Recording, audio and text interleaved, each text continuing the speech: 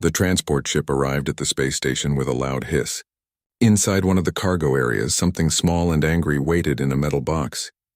The crew members who brought it were all wrapped in thick protective gear. Their faces showed fear and frustration. Hana stood in the back of the crowd watching. She was new to the station, only 3 months into her job as a xenobiology assistant. The other scientists pushed forward to see what had arrived, but Hana stayed quiet and observed. The lead handler, a tall alien with blue scales and 4 arms, carefully approached the container. His hand shook slightly as he checked the locks. "How many people did it hurt?" asked Dr. Thalvor, the head scientist at the station. He had 4 eyes that blinked one at a time. 17 crew members, the handler said. His voice was tired. 3 of them needed to go to medical care. The creature is only 6 months old. We found it on a dying planet. We do not know what species it is, but our tests show it is very smart. Inside the box, the creature moved. It was about the size of a large cat from Earth. Its fur was dark blue, almost black, and seemed to eat the light around it. It had 6 legs with sharp claws that came in and out. When it opened its mouth to hiss at everyone, rows of tiny, sharp teeth showed. Its eyes glowed with amber light, bright and angry in the dim cargo bay. Hana moved closer while the others stayed back. She wanted to see better. The creature pressed itself into the corner of its container, body low to the ground. Its ears were flat against its head. "It is scared," Hana said softly. Dr. Thalvor turned to look at her. "What did you say, Assistant Hana?" "The biting and fighting. It comes from fear, not anger. Look at how it holds its body. It is not trying to hunt. It is trying to stay alive." The handler made a sound that meant he did not agree. "With respect, human, this creature is dangerous. We tried everything to calm it down. Nothing worked. It attacks everyone who comes near." Hana did not argue, but she kept watching the cub. In those glowing amber eyes under all the wild fear, she saw something she recognized. It was the same look she had seen in scared animals back on Earth. Animals that had been hurt or left alone. This cub was not a monster. It was a child alone and terrified in a universe full of strangers. The meeting ended. The scientists left to write reports and plan what to do next. Hana stayed behind, still watching the cub through the clear wall of its container. That night, Hana could not sleep. She kept thinking about the cub. She had grown up around animals on Earth. Her grandmother had taught her to be patient with scared creatures. "Fear makes them bite," her grandmother used to say, "but patience makes them trust." The next morning, Hana asked for permission to try something different. She wanted to be alone with the cub. No tools, no machines, no restraints. Just her and the creature in a safe room. Dr. Thalvor looked at her like she was crazy. "The creature has bitten every handler who tried to touch it. Every species, every method." "I know," Hana said quietly, "but I want to try anyway, just me. I will not use any tools. I will just sit with it," the other scientists argued. They said it was too dangerous. But Captain Suji, who ran the station, finally agreed. Hana had to sign many papers that said she understood the risks. The scientists would watch from behind thick glass, ready to help if something went wrong. The next day, they moved the cub to a special room. The room was empty except for soft floor padding. Hana entered wearing only her normal clothes. No armor, no gloves, nothing. The cub saw her immediately. Its body went stiff. The fur on its back stood up. A low growl came from deep in its chest. It showed all its teeth and hissed. Hana walked to the middle of the room. Then she sat down on the floor with her legs crossed. She was about 10 feet away from where the cub had pressed itself into a corner. She did not look directly at the cub. She did not reach out. She did not speak. She just sat there, breathing slowly and calmly. The cub hissed again, louder this time. Hana did not move. Minutes passed. Then an hour. Behind the glass, the watching scientists started to get restless. Some suggested she should try something else. Dr. Thalvor wanted her to offer food, but Hana held up one hand in a small gesture that meant, "Wait, please." She understood something they did not. Sometimes the best thing to do was nothing. For a creature that had only known fear and pain, having someone just be there without demanding anything could change everything. The second hour began. Something shifted in the room. The cub's stiff posture softened just a little. Its ears, which had been completely flat, twitched forward slightly. It was still scared, but maybe just a tiny bit curious too. Hana kept sitting, patient, present, not threatening at all. By the third hour, the cub had moved. It was not pressed into the corner anymore. It sat in a less defensive position, watching Hana with those bright amber eyes. For the first time since it arrived at the station, it stopped growling. The scientists behind the glass were amazed. They had never seen anything like this. One of them, another human named Myung, smiled as he took notes. He understood what Hana was doing.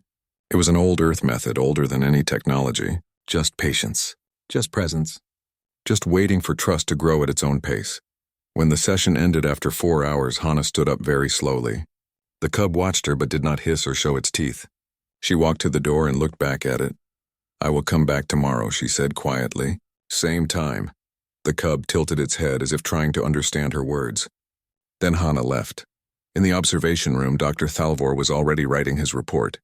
A human using only patience had made more progress in 1 day than all their advanced technology had made in 3 weeks. He was beginning to understand why humans had a special reputation across the galaxy, not for being strong or smart, but for their strange ability to connect with beings that seemed completely alien. News spread quickly through the space station. By the second day of Hana's sessions with the creature, people from different departments found excuses to stop by the observation room. Engineers, medical staff, even off-duty security personnel gathered behind the protective glass to watch the strange spectacle of a human woman sitting motionless, while a dangerous alien creature slowly learned to trust. Kira, a young engineer with purple skin and large eyes, pressed her face close to the glass during her lunch break. "She has been sitting there for 5 hours, she whispered to the person next to her. "Has the creature moved any closer?" Dr. Thalvor stood at his monitoring station, checking the measurements displayed on his screens. Sensors embedded in the walls tracked distances and movements with precision. Yesterday, the creature maintained an average distance of 3.1 meters from the human. Today, it is maintaining 2.6 meters. Progress is occurring, though I confess I do not fully comprehend the mechanism behind it. What the observers could not see was the internal struggle happening inside Hana. Sitting still for hours was physically uncomfortable. Her legs fell asleep. Her back ached. Her mind wanted to do something, anything, to speed up the process. Every instinct urged her to offer food, to speak soothing words, to reach out a gentle hand. But she resisted all these impulses. She had learned from her grandmother that patience meant not just waiting, but waiting without expectation. The creature needed to feel completely safe. It needed to know that nothing would be demanded of it. On the 3rd day, Hana brought something new with her. It was a physical book, an actual paper book with yellowing pages. In an age of digital displays and holographic texts, physical books were rare. This one had belonged to her grandmother. Hana sat in her usual position and opened the book. She began to read silently, her eyes moving across the pages, her lips occasionally forming words without sound. The creature noticed the change immediately. Its ears perked up with interest. What was this new behavior? For 2 hours, the creature watched Hana read. Then something shifted. The creature took 2 small steps forward. It stopped. It watched Hana for any reaction. Hana turned a page and continued reading, giving no indication that she had noticed the movement. Encouraged by this lack of response, the creature took 3 more steps. Now it was less than 2 meters away. Close enough to see the book clearly. Close enough to smell the human's scent properly. The creature's nostrils flared, processing new information. This human smelled different from the handlers who had grabbed and moved it. This human smelled calm, not afraid, not aggressive, just present. Behind the observation glass, Myung had arrived to watch. He was a human xenobiologist, older than Hana and more experienced. He watched with professional appreciation. "She is brilliant," he murmured to Dr. Thalvor. "She is using classical conditioning principles from Earth, creating routine, allowing the subject to control all interactions, removing any sense of threat." Dr. Thalvor's mandibles clicked thoughtfully. "On my world, we would use neural dampening fields to reduce fear responses, or pheromone synthesizers to trigger calm states. The human uses nothing but her own presence. Sometimes simplicity is more effective than complexity," Myung replied.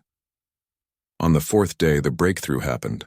Hana had been reading for approximately 90 minutes when she heard a sound that made her heart race. Footsteps. The soft pad of the creature's paws against the floor. She did not look up from her book. She kept her eyes on the page even though she was no longer processing the words. The footsteps came closer, paused, came closer again, stopped. Closer still. Through her peripheral vision, Hana could see the creature now. It was less than 1 meter away, so close she could see the individual strands of its dark blue fur. The creature's body language had transformed completely. Instead of the aggressive crouch of previous days, it now held itself in a posture of cautious curiosity. Its head tilted to one side as it studied Hana. Hana turned another page. The soft rustle of paper made the creature's ears twitch, but it did not retreat. Minutes passed. 5, 10, 15. Then, moving so slowly it seemed to take forever, the creature lowered its body to the ground. Not right beside Hana, but close. So close that if Hana had wanted, she could have reached out and touched it. She did not reach out. She continued reading. Behind the observation glass, the entire team had gone silent. Even those who needed to be elsewhere stayed, unable to look away. They were witnessing something unprecedented. A traumatized, aggressive alien creature choosing to be vulnerable near a human who had done nothing but sit patiently and read a book. For the next hour, woman and creature remained in that position. Hana read her book while the creature rested nearby. Gradually, the creature's breathing slowed. Its body relaxed. Its eyes began to close, then snap open, then close again. It was fighting sleep, fighting the vulnerability that sleep would bring. But exhaustion and the feeling of safety were winning. Finally, the creature's eyes closed and stayed closed. Its breathing deepened. For the first time since its rescue from the dying planet, the creature slept without fear. When Hana's reading session came to its natural end, she closed her book very slowly. The creature stirred but did not wake. Hana stood up, moving with the careful slowness of someone trying not to disturb a sleeping baby. She walked to the exit, and only there did she pause to look back. The creature had woken. It sat up, watching her leave. But there was no hiss, no bared teeth, no aggression, just those amber eyes, curious and thoughtful, maybe even a little sad to see her go. Tomorrow, Hana said softly, I will be here tomorrow. On the 5th day, the creature was waiting near the center of the room when Hana entered, not pressed against the wall in fear, not hiding in a corner, just waiting. As Hana sat down in her usual spot, the creature immediately walked over and settled beside her. Not cautiously, not hesitantly. With the confidence of someone who had made a decision, the creature pressed its body against Hana's leg. Hana's breath caught. This was enormous. This was the creature actively choosing contact, actively seeking comfort, but she forced her face to remain calm. She opened her book and began to read as if nothing extraordinary was happening, even though her heart pounded with joy. From the observation room, Myung spoke into his recording device. Day 5. The subject has initiated physical contact. Body language indicates complete comfort. No signs of stress. Breathing is relaxed. This represents a complete reversal of the fear-based aggression displayed upon arrival. Captain Suji had come to observe today. She was an older human woman with gray hair and sharp eyes. She watched Hana and the creature with an expression that mixed approval with something deeper. Wonder, perhaps. I have been working in space for 30 years, she said quietly. I have seen many alien species, many forms of intelligence, but I have never seen anything quite like this. The human capacity for empathy, Dr. Thalvor said. I am beginning to understand it is not simply an emotional response. It is a tool, a methodology, perhaps the most sophisticated tool for building bridges between different forms of consciousness. Inside the room, Hana slowly moved one hand from her book to rest on the floor beside the creature. Not touching it yet, just creating the opportunity for more contact if the creature desired it. The creature's eyes tracked the movement of her hand. Its body tensed for just a heartbeat. Then it relaxed completely. Several minutes passed. Then the creature shifted its weight. It moved its head closer to Hana's hand. Closer, closer, until finally, moving so gently it barely made contact, the creature lowered its head and rested its chin in Hana's palm. Hana's eyes became wet with tears, but she blinked them away quickly. This moment was not about her emotions. It was about the creature's journey, about its choice to trust after everything it had been through. Very slowly, Hana curled her fingers. She stroked the creature's jaw with the lightest possible touch. The creature's glowing amber eyes slowly closed. For the next hour, they remained exactly like that. Hana read her book one-handed. The creature dozed with its head cradled in her palm. Its breathing was deep and even, the breathing of someone who felt completely safe. Behind the glass, even the most skeptical observers had to admit they were watching something remarkable. When the session ended, Hana had to shift her position. Her hand had gone numb from staying still so long. She moved very, very slowly. The creature woke but did not startle. It simply adjusted its own position to stay near her. When Hana finally stood to leave, the creature followed her to the door. When the barrier closed between them, the creature did not retreat to a corner. Instead, it sat down right at the door, watching the place where Hana had disappeared. "It is bonding with her," Captain Suji observed. "The question now becomes, what do we do about it? We still know nothing about this creature's species grow." Dr. Thalvor nodded slowly. "That is indeed the question, Captain. But perhaps we are thinking about this incorrectly.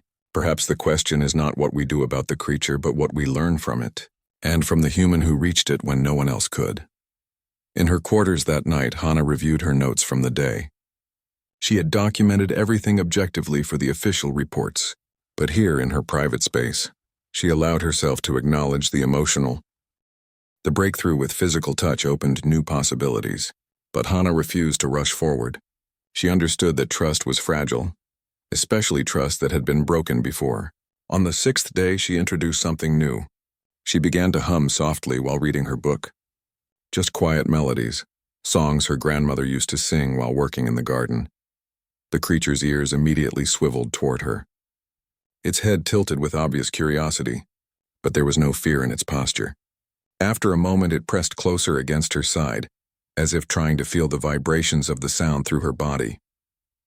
By the 8th day, Hana was reading aloud. She spoke in a gentle voice, reading passages from her grandmother's old book. The creature seemed mesmerized by human speech. It watched her mouth form words. Its own vocalizations were changing too. The hisses and growls had completely disappeared. Now it made softer chirping sounds, questioning trills and a deep rumbling purr when it was content. Myung noticed the pattern immediately. "Look at this," he said to Dr. Thalvor, playing back audio recordings. The creature makes a sound, then pauses, as if it expects a response. Then Hana responds with words or sounds, and the creature makes another sound. It is not mimicry. It is conversation. Dr. Thalvor studied the frequency analysis on his screen. The complexity is remarkable. The vocal range is broader than we initially assessed. This species may possess the cognitive structures necessary for language acquisition. Inside the observation room, Hana was discovering this for herself. When she spoke, the creature listened with intense focus. When she paused, it vocalized back to her, not copying her sounds but offering its own, like it was trying to share something it could not quite express, like it was trying to tell her its story. "I wish I could understand you," Hana said softly one afternoon. She ran her hand along the creature's back in long, soothing strokes. This had become their comfortable routine. "I wish I knew what happened to you, what you saw, what you need to feel truly happy." The creature pressed its head firmly against her leg. It made a sound, a low vibrating hum that Hana could feel as much as hear. She realized with wonder that the creature was purring, just like the cats she had known on Earth. Despite being an alien from an unknown world, it expressed contentment in a way she could recognize and understand. On the 10th day, everything changed. The xenobiology team needed to perform a comprehensive medical examination. This required detailed scans of the creature's internal organs, bone structure, and neural patterns. To do this safely, the creature would need to be sedated. When Hana learned about this plan, she immediately went to Dr. Thalvor's office. "No," she said firmly. "We cannot do this. It will destroy everything we have built." Dr. Thalvor looked up from his work. "Hana, we need this information. We need to understand its physiology. We need to check for diseases or parasites. We need to determine its nutritional requirements. This is not optional." "Then let me be there," Hana said. "Let me hold it during the procedure.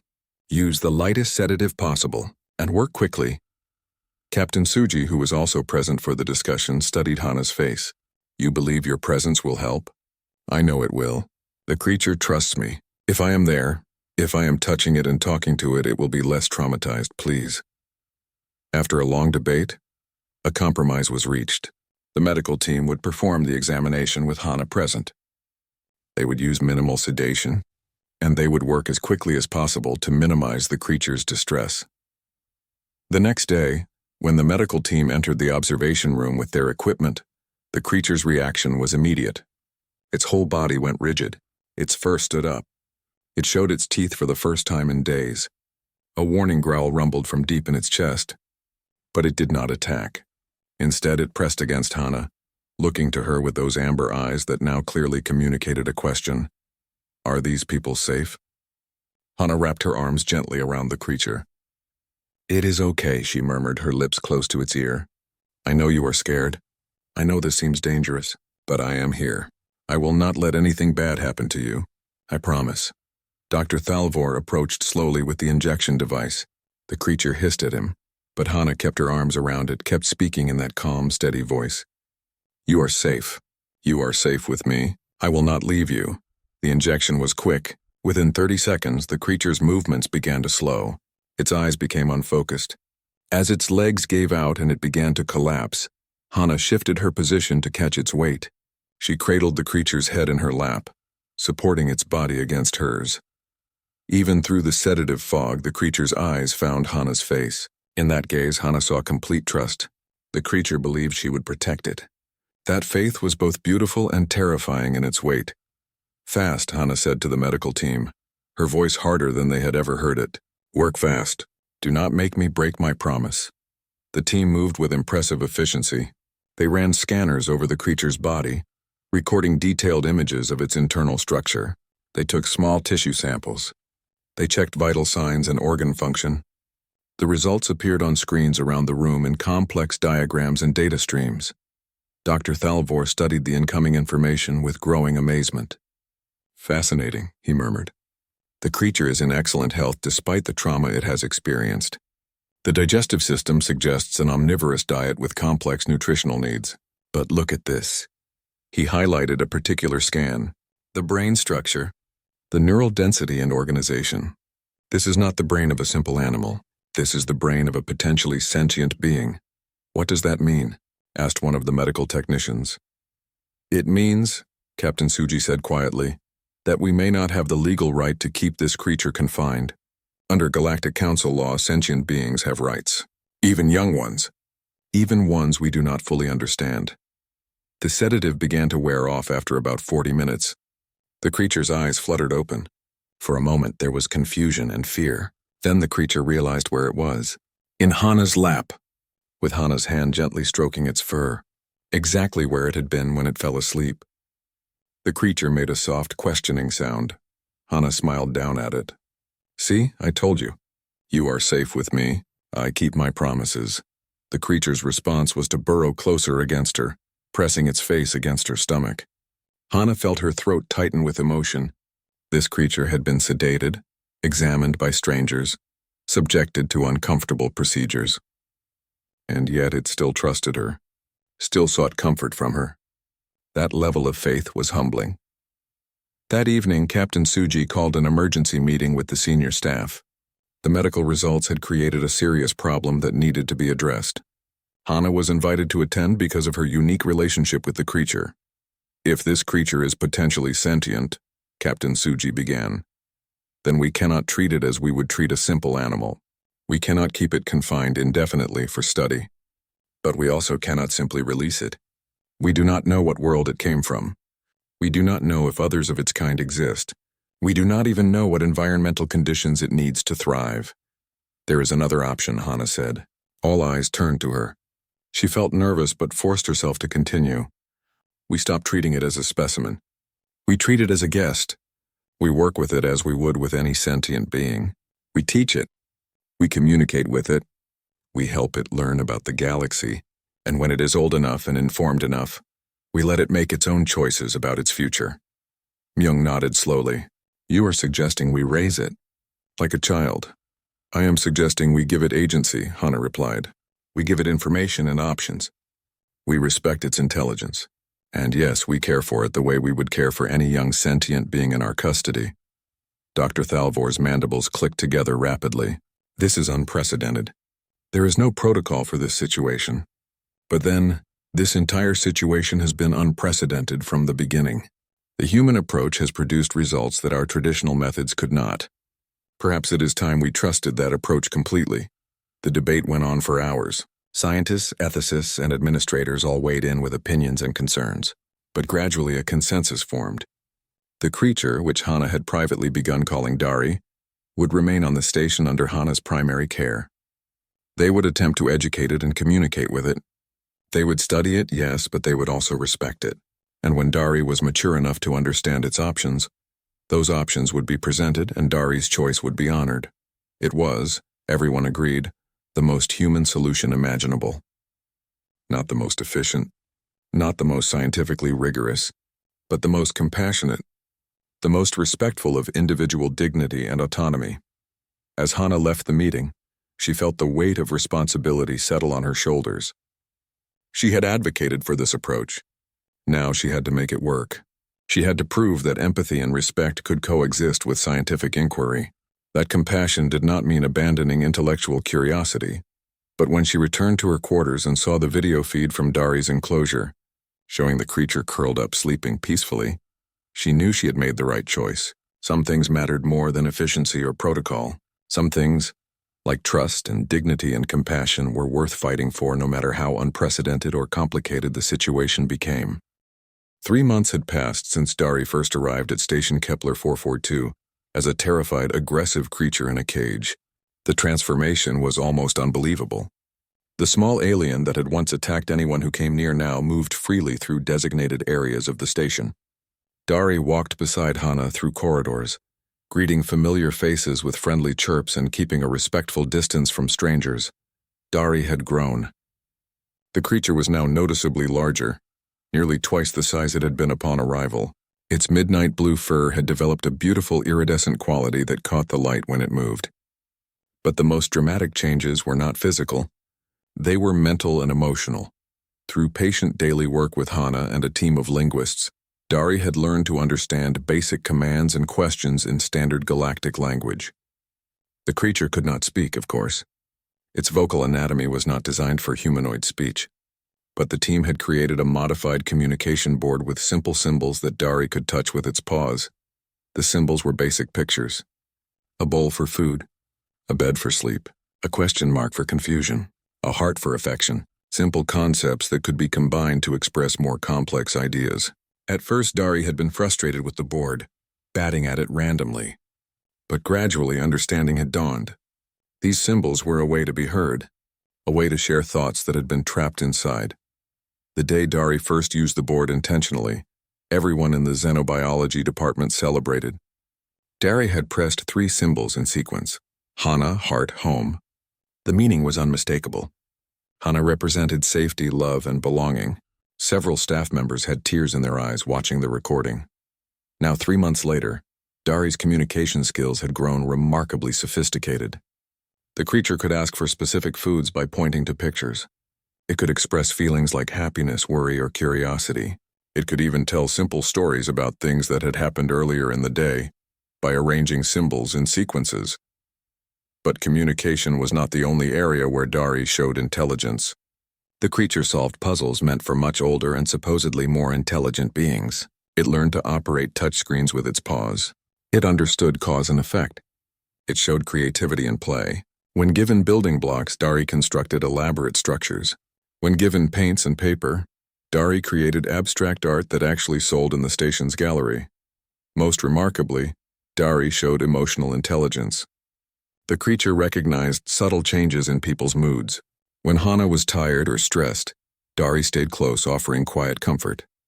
When children visited the xenobiology observation areas, Dari moved slowly and gently, seeming to understand their fragility. When loud noises occurred, Dari looked to Hana first before reacting, learning to trust her assessment of danger rather than panicking automatically. Dari's favorite activity remained looking out the observation windows at space. The creature would spend hours watching the stars, ships, and distant planets. Sometimes Dari would use the communication board to try expressing thoughts about what it saw. Far bright many might mean the stars. Big move fast might mean passing ships. The xenobiology team believed Dari was trying to understand its place in the vast universe.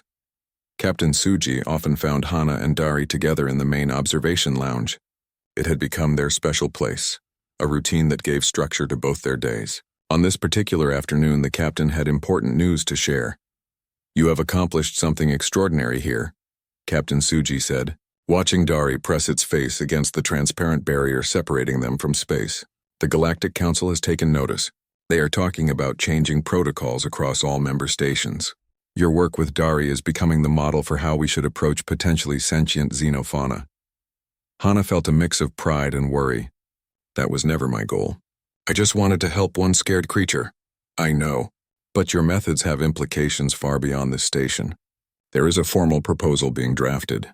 They want to create a new facility dedicated to rehabilitation of rescued xenofauna using empathy-based approaches. They are calling it the Dari Protocol."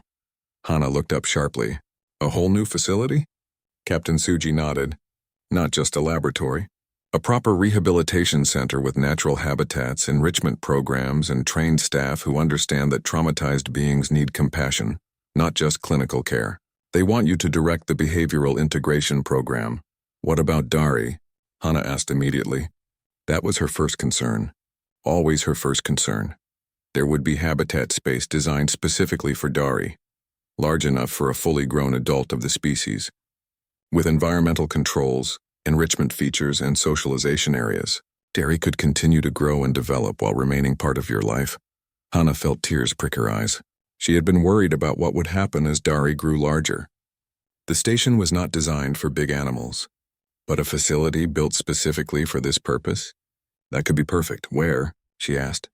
"A small moon in the Kepler system. It has breathable atmosphere and diverse biomes. Construction would take approximately 1 year. The Council is fast-tracking the approval because they see the value in this approach." Over the following weeks, preparations began. Hana found herself suddenly important in ways she had never imagined. Scientists from dozens of worlds contacted her for consultations. She was invited to present at conferences. News outlets wanted interviews. The story of the human and the frightened cub had captured imaginations across the galaxy. But through all the attention and chaos, Hana maintained her daily routines with Dari. Every morning, they spent time together in the observation room. Every evening, they sat by the windows and watched the stars. These rituals mattered more than any meeting or presentation. One evening, as they sat in their usual spot, Dari worked carefully with the communication board. The creature pressed symbols slowly and deliberately. Hana, Dari, together always ? The question was clear. Would they stay together forever, or would the future separate them? Hana's throat tightened. She reached for her own symbol board, the one she had started carrying to communicate back. She pressed, "Yes, together, always family." Dari looked at her with those intelligent amber eyes. Then the creature pressed one more symbol. The heart. Dari made that deep purring sound that meant contentment. Myung found them like that an hour later. He had documents for Hana to review, preliminary designs for Dari's habitat at the new facility. "The architects incorporated everything you suggested," he said quietly, not wanting to disturb the peaceful scene. "Climate variation zones, climbing structures, puzzle feeders, a socialization." Hana nodded, looking through the designs on the datapad. It was beautiful. More than she had dared hope for. A true home, not just an enclosure. "You know," Myung said softly, "when you first proposed sitting alone with an aggressive alien creature, I thought you were brave but perhaps foolish. Now I understand you were neither. You were simply being human in the best sense of that word." "What do you mean?" Hana asked. "Humans have this capacity," Myung explained. "This ability to see consciousness and dignity in beings that are completely unlike you. To extend empathy across barriers that seem insurmountable. Other species in the galaxy have empathy for their own kind. Some even have it for similar species. But humans, you have empathy for everything. Even small, scared creatures that bite." Hana smiled slightly. "We are not special. We just remember what it feels like to be alone and afraid. We remember how much it matters when someone chooses to stay instead of leaving." Dari stirred in its doze, made a sleepy sound, and pressed closer against Hana. She adjusted her position to make the creature more comfortable, ignoring the numbness in her legs from sitting still so long. The construction of the new facility would take time. There would be challenges ahead. Skeptics to convince, protocols to develop, staff to train. But sitting here with Dari, watching the stars wheel past the observation window, Hana felt certain of one thing. They had proven that connection was possible. That understanding could bridge even the most unlikely gaps. That patience and compassion were not weaknesses but strengths. That sometimes the most advanced technology in the universe was simply a caring heart, willing to wait as long as necessary for trust to grow. The galaxy was vast and full of wonders. Full of thousands of species with different biologies, psychologies, and ways of experiencing reality. But underneath all that diversity, Hana was learning there were common threads. The need for safety, the desire for connection, the capacity for trust when given reason to trust. These were not human traits. They were universal traits. Humans simply recognized them more readily than most. Perhaps because human history was full of examples of trust broken and rebuilt, of communities shattered and reformed, of individuals who had been outsiders finding their way home. Dari had been an outsider, a lone survivor from a dead world, frightened and aggressive because fear and aggression had been necessary for survival, but given time and space and patient presence, Dari had remembered how to be something else, how to be curious instead of defensive, how to seek connection instead of isolation, how to trust instead of fight. And if that transformation was possible for Dari, Hana thought, then perhaps it was passing. 1 year of construction passed in a blur of planning and preparation. During that time, Dari continued to grow and develop. The creature was now significantly larger, approximately the size of a terrestrial lion. Its midnight blue fur had deepened in color and developed patterns that seemed to shift in different lights. But more importantly, Dari's mind had continued to expand in ways that constantly surprised everyone. The search for Dari's home world had continued throughout the year without success. Every database had been checked, every star chart examined, every rescue report from the dying worlds of Sector 7 reviewed. But no species matching Dari's description had ever been documented. It seemed increasingly likely that Dari's entire species had been lost when their planet died.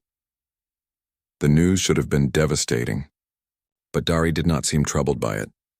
When Hana tried to explain using the communication board that they could not find Dari's original home, the creature had simply pressed symbols. Here, home, Hana, family. The past mattered less than the present. Dari was focused on the future. Dari's intelligence had continued to develop in remarkable ways. The creature now used the communication board with sophisticated grammar, combining symbols in creative ways to express complex ideas. Dari understood abstract concepts like time, friendship, fairness, and even humor. The creature played elaborate games with the station staff, sometimes hiding their tools in amusing places and then acting innocent when they searched. Most surprisingly, Dari had developed what could only be called a protective instinct toward Hana.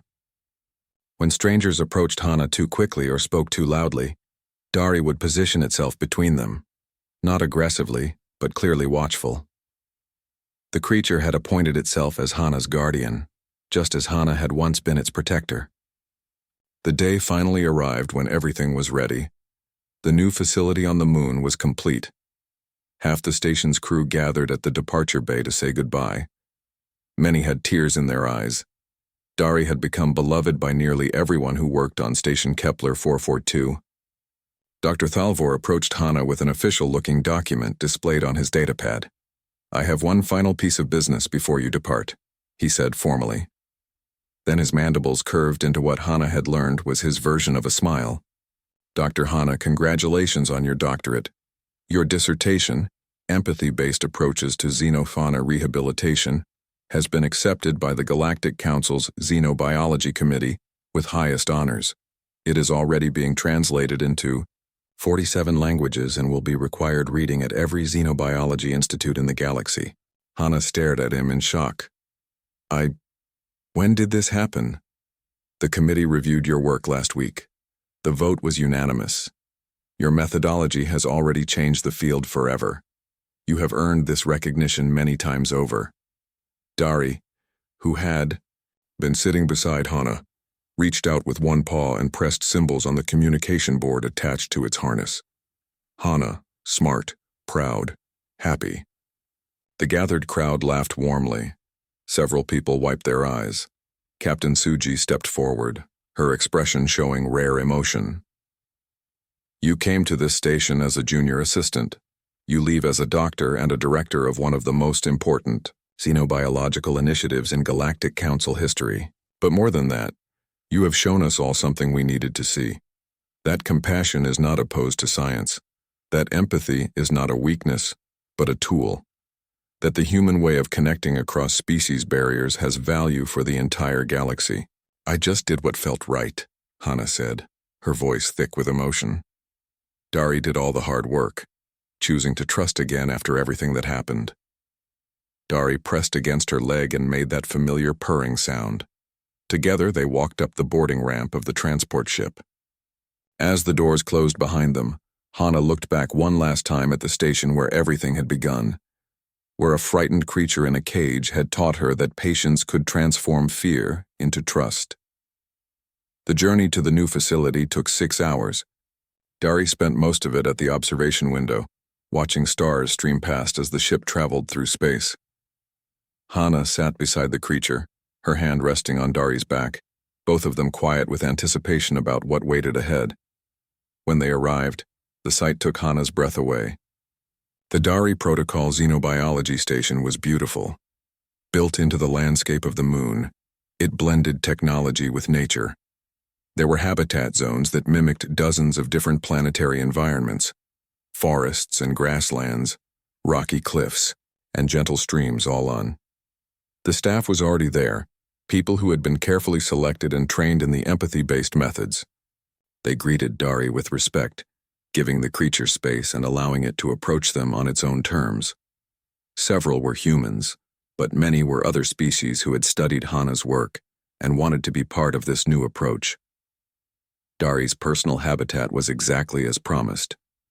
Large enough for a creature 10 times its current size, with varied terrain, puzzle feeders, climbing structures, and even a small stream stocked with fish. But most importantly, it connected directly to the residential quarters where Hana would live. Dari could come and go freely, always having access to both private space and Hana's company. The first few months were intensely busy. Other rescued creatures began arriving at the facility. Each one came with its own story of trauma and fear. A flying species whose world had been caught in a war between 2 larger powers, an aquatic being whose ocean had been poisoned by industrial waste, a small pack of creatures whose planet had been strip-mined for resources. Each one arrived angry or terrified or simply broken, and each one was met with patience, with empathy, with space to heal at their own pace. The staff had learned from Hana's example with Dari. They sat quietly with frightened beings. They waited for trust to develop naturally. They respected each creature's individual needs and timeline. Dari became an unexpected help in this work. The fully grown creature, now impressive and confident, often helped welcome newly arrived animals. Dari would sit calmly near their enclosures, demonstrating through its own peaceful presence that this place was safe. Sometimes Dari used the communication board to try talking to the new arrivals, though of course they could not understand at first. But the attempt at communication seemed to ease their fears. Watching Dari comfort other frightened creatures, Hana sometimes felt her throat tighten with emotion. This being who had arrived so traumatized was now helping others heal from their own trauma. It was beautiful and powerful, and proof that recovery was possible even from the worst experiences. 5 years passed. The facility became famous throughout the galaxy. Dozens of species passed through its rehabilitation programs. Most were eventually moved to protected habitats where they could live natural lives. Some, like Dari, remained at the facility, either by choice or because they had nowhere else to go. Hana had become a respected authority in xenobiology. She consulted on difficult cases across the galaxy. She trained new specialists in empathy-based methods. She wrote extensively about her work, but she never forgot where it all started. With a single frightened cub and a decision to simply sit and wait, Dari was now fully mature and magnificent. The creature was large and powerful, with that shimmering midnight blue fur that caught light in mesmerizing ways. Its intelligence had continued to develop. Dari could now hold sophisticated conversations using the communication board, discussing abstract concepts and sharing complex thoughts. But every evening, without fail, Dari returned to Hana's quarters. And every evening, they continued their old ritual. They would sit together by the observation window, sometimes with Hana reading from her grandmother's old book, sometimes just watching the stars in comfortable silence. On this particular evening, as moonlight streamed through the window and distant stars wheeled overhead, Dari carefully arranged symbols on the communication board. The same question it had asked 5 years ago, perhaps still needing the reassurance, Hana stay forever ? And Hana, now a respected scientist and facility director, pressed her own symbols with the same answer she always gave. Yes, together, forever, family. Dari made that deep purring sound and settled close beside her. In the window's reflection, Hana could see them together, human and alien, so different in every physical way but connected by something that transcended biology. Trust, loyalty, love. She thought about how far they had come, from that first day when Dari had been too frightened to allow anyone within 3 meters, to now, when Dari chose to spend every evening close by her side. The journey had been long and patient and sometimes difficult, but it had been worth everything. The galaxy was vast and often cold, full of dangers and tragedies and loss, but it was also full of possibilities, full of connections waiting to be made, full of frightened beings who just needed someone patient enough to sit beside them until they felt safe again. That was humanity's gift to the universe, Hana had come to understand. Not superior technology or physical strength or even greater intelligence. It was the capacity to extend empathy across any barrier, to recognize consciousness and dignity in beings completely unlike themselves, to remember what it felt like to be alone and scared, and to choose to ensure others did not have to feel that way. Dari shifted position, pressing more firmly against Hana's side. The creature's breathing,